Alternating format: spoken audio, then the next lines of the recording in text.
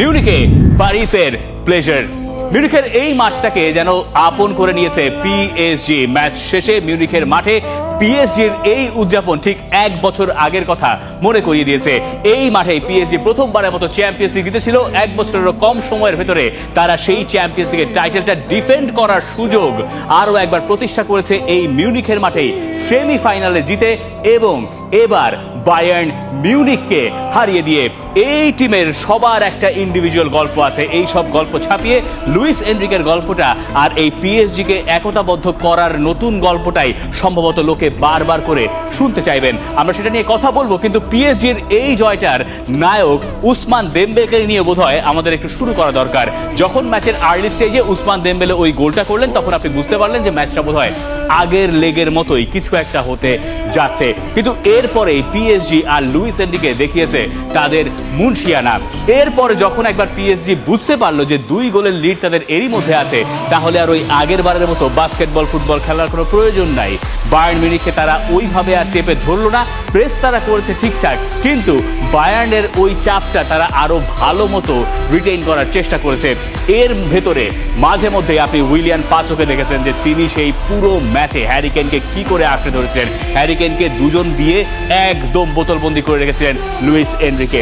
এবং ওই জায়গায় টোটকা আছে আরো একটা, সাফানোভ পিএসজির গোলকিপার, তিনি বারবার বলটা বের করে দিয়েছিলেন 2 টাচ লাইনের বাইরে। গোলকিক হয় যতবার, পিএসজি বল বের করে দেয় এদিক সেদিক। বের করে দেয় লাভটা কোন জায়গায়, লাভটা বোধ হয় আর কেউ জানুক আর না জানুক লুইস এনরিকে জানতেন। তিনি ওই জায়গায় মিকেল ওলিজেকে অনেকটুকু বোতলবন্দি করে রেখেছেন। বল যতবার বাইরে যায়, তারপর ওখান থেকে থ্রোইনে খেলা শুরু হয়। পিএসজি ওই হাই এন্ডে গিয়ে বলটা নেওয়ার একটা সুযোগ বোধ হয় পায়। মানে পিএসজির যারা কিক অফটা নিয়মিত ফলো করছেন গত 1.5-2 মৌসুম জুড়ে, তারা এটা জানেন যে পিএসজি যখনই কিক অফে বল পায়, তখন তারা বলটাকে অপোনেন্টের যে কোনো একটা পাশ দিয়ে তারা বের করে দেওয়ার চেষ্টা করে। তাতে যেটা লাভ হয়, ওই মুহূর্ত থেকেই তাদের ফুটবলাররা অপোনেন্টের হাফে চলে যায়। সেখান থেকে তারা হাই প্রেস করে বলটা আবার জেতার চেষ্টা করে কাউন্টার প্রেসের মাধ্যমে, এবং সেখান থেকে তারা একটা আক্রমণ তৈরি করার চেষ্টা করে। এই হচ্ছে লুইস এনরিকের মাথার ভেতরে, মগজের ভেতরের খুঁটি নাটি। এবং সেই কাজ তিনি এবার তার গোলকিপারকে দিয়ে করেছিলেন কিনা সেটা স্পষ্টত বলার কোনো উপায় নাই, কিন্তু যে পরিমাণ সময় এই সাফানোভ গোলকিক থেকে বল উড়িয়ে মেরেছেন, সেটা আমাদেরকে অন্ততপক্ষে এটা বিশ্বাস করাতে বাধ্য করতে পারে যে একজন গোলকিপার বারবার ইচ্ছে করে বল বাইরে বের করার পরে তার টিমমেটরা যখন কোনো হতাশা প্রদর্শন করেন না, তখন এটা একজন কোচেরই সম্ভবত কলা কৌশলের ভেতরে পড়ে। মানে তিনি তার কৌশল বারবার পরিবর্তন করতে জানেন, এবং যেখান থেকে তিনি তার ফুটবলারদের কাছ থেকে সেরাটা বের করে আনতে জানেন। এই কারণে পিএসজিকে নিয়ে যত কথা হয়, তত বেশি কথা হয় আসলে তাদের কোচকে নিয়ে। মানে এই গোলকিপারের কথাই ধরুন, তিনি তো বেশ কয়েকটা ভালো সেভ 2 লেগ জুড়েই করেছেন। এই গোলকিপারের তো পিএসজির নাম্বার 1 হওয়ার কথা নয়। গতবারের চ্যাম্পিয়ন্স লিগের যে স্টার্টিং 11, সেইখানে পিএসজির কে ছিলেন গোলবারের নিচে? সেই গোলবারের নিচে ছিলেন জিয়ানলুইজি দোনারুমা, যাকে এই মৌসুমে পিএসজি সেল করে দিয়েছে ম্যানচেস্টার সিটির কাছে। আর সেই জায়গায় নাম্বার 1 হয়ে এসেছিলেন শাভেলিয়ার, যাকে ফ্রান্সের নাম্বার 1 গোলকিপারও ধরা হচ্ছিল। কিন্তু মৌসুমের মাঝপথে গিয়ে লুইস এনরিকে একটা ডিসিশন মেক করলেন। তিনি দেখলেন যে না, এর চেয়ে রাশিয়ান গোলকিপার সাফানোভ আর একটু বেশি ইফেক্টিভ তার কাছে মনে হলো, এবং তারপর থেকে তিনি তাকে স্টার্ট করেছেন, এবং তাকে ঘিরে তিনি এই সেমিফাইনাল ম্যাচে একটা ওই রকম পরিকল্পনা সাজিয়েছিলেন, যেটা তার দলের জন্য এই রকম ম্যাচে এই ধরনের বায়ার্ন মিউনিখের মতো দলের এগেন্সে কাজে দিয়েছে।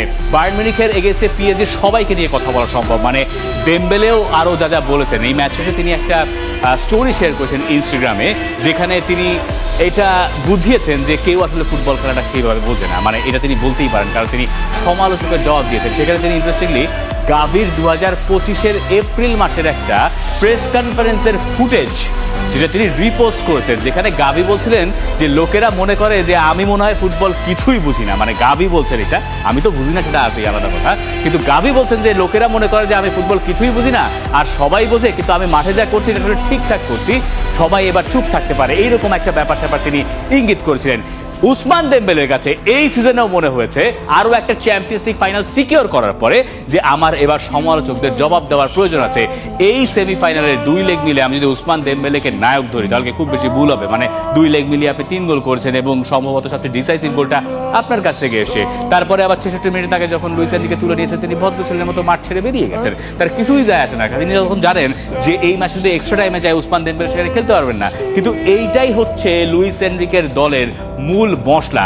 যে ফুটবলাররা এই দলে আছেন তারা কেউ সুপারস্টার নন, তারা সবাই একটা দলের হয়ে খেলেন এবং এই কারণেই পিএসজি টানা দ্বিতীয়বার চ্যাম্পিয়ন্স লিগের ফাইনালে। যেরকম কথা হচ্ছে এনরিকে নিয়ে, সেই এনরিকে অবশ্য আমাদেরকে বলছেন যে আপনি হয়তো অবাক হতে পারেন, কিন্তু আমি তো মোটেও অবাক হই নাই।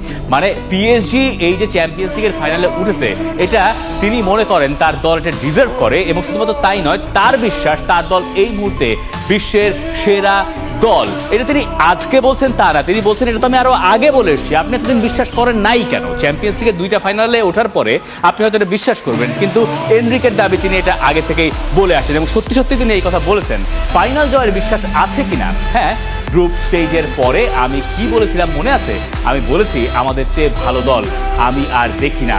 সমালোচকেরা অবশ্য বলেছিল পিএসজি হয়তো আর আগের মতো ভালো নেই। ওই যে উসমান দেমবেলে একটা ব্যালন ডি'অর জেতার পরে অনেকে যেমন ধরে নিয়েছিলেন দেমবেলের কাছ থেকে এইবার আর ওই রকম ধার দেখা যাবে না, এনরিকের পিএসজিকে নিয়েও অনেকে এই ব্যাপারটা ভেবেছিলেন। সম্ভবত আমরাও তার ভেতরে একজন ছিলাম, যে পিএসজির খেলাটা বোধহয় ওইভাবে আর উঠছে না, টানা 2বার পিএসজির পক্ষে চ্যাম্পিয়ন্স লিগের ফাইনাল যাওয়া সম্ভব। মানে এটা হয়, এই পিএসজি বারবার চ্যাম্পিয়ন্স লিগের বিগ ম্যাচে গিয়ে নুয়ে পড়েছে, সেই পিএসজি ভাবে রাতারাতি পাল্টে যাবে, কিন্তু পাল্টে গেছে আসলে এই একজনের কারণে, এবং তিনি এই বিশ্বাসটা ওই দলের ভেতরে ইনজেক্ট করেছেন। তিনি আসলেই গ্রুপ স্টেজের পরে, যখন পিএসজি গ্রুপ স্টেজে মানে লিগ ফেজ যখন হলো, তখন তো পিএসজি 11তম হয়ে শেষ করেছিল, নিউক্যাসল ইউনাইটেড আর তাদের পয়েন্ট ছিল সমান। তখন এই কোচ লুইস এনরিকে বলেছিলেন যে আমার দল বিশ্বের সেরা, কারণ আমরা রাউন্ড অফ 16-এ সরাসরি কোয়ালিফাই করতে পারি নাই, কিন্তু আমরা তারপরে ওখান থেকেও চ্যাম্পিয়ন্স লিগের এই পর্যন্ত চলে এসেছি।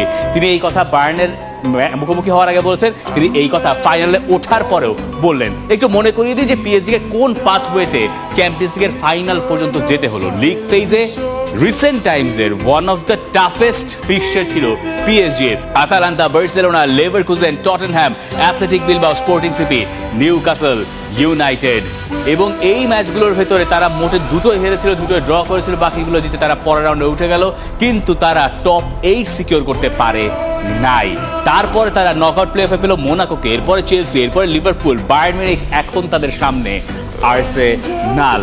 তো এই পাথওয়েটা কোনোভাবেই সহজ নয়। যারা এই ম্যাচগুলো জিতে এই পর্যন্ত আসে, তাদেরকে সেরা না ধরে আপনার কোনো উপায় আছে?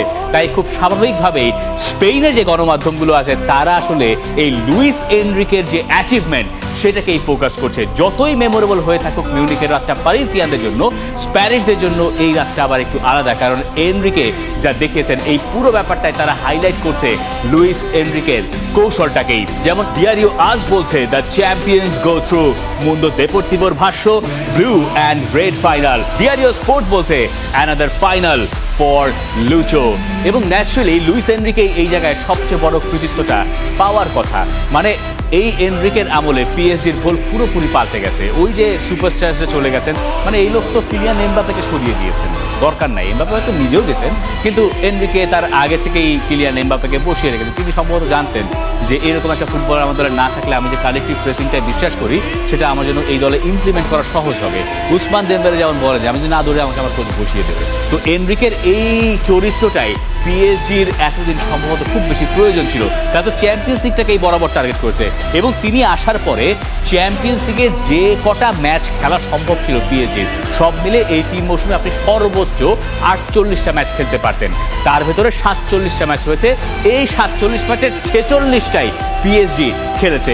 এখন এই হিসাবটা আসলে কিরকম? মানে প্রথম সিজনে চ্যাম্পিয়ন্স লিগের সেমিফাইনালে যেবার বরুসিয়া ডর্টমুন্ডের কাছে পিএসজি হেরে গেল এবং ফাইনালে তারা খেলতে পারলো না, ওই একটা ম্যাচ তাদের বাকি আছে। এই হচ্ছে 3 মৌসুমে চ্যাম্পিয়ন্স লিগে লুইস এনরিকের পিএসজির রেকর্ড। 2টো ফাইনাল, একটাতে তো চ্যাম্পিয়নই, আরেকটা সেই সেমিফাইনাল। তাই এই জায়গায় পিএসজির যে মেমোরেবল নাইট, সেইখানে পিএসজির দল ছাপিয়ে সবচেয়ে বড় নায়কের নাম তাদের কোচ লুইস এনরিকে।